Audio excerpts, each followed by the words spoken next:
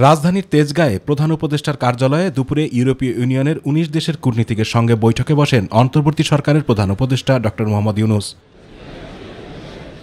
বৈঠকে ইউরোপীয় ইউনিয়ন জোটের নেতৃত্ব দেন বাংলাদেশে নিযুক্ত ইউরোপীয় ইউনিয়নের head of delegation Michael Miller. এ সময় সংখ্যালঘু ইস্যু, বাণিজ্য সুবিধা, জলবায়ু পরিবর্তন, রোহিঙ্গা প্রত্যাবাসন বাস্তবায়ন এবং টেকসই ভবিষ্যৎ নির্মাণে উভয়ের অঙ্গীকার ও করণীয় সম্পর্কে আলোচনা হয়।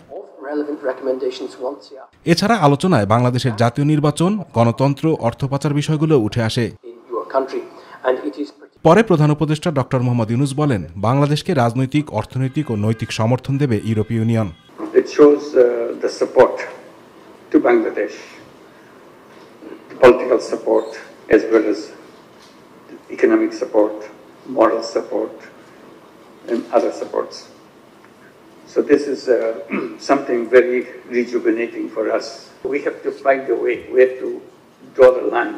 We say that this is where we want to do it. So they're working on it and advise the government to proceed on that. So these are being a very active consideration.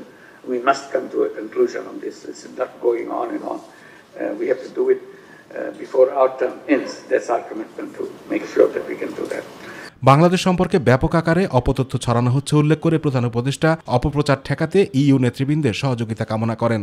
We seek your support how to deal with this misinformation. If you have any suggestions and anything that we can do to cope with it, because it's hurting us a lot.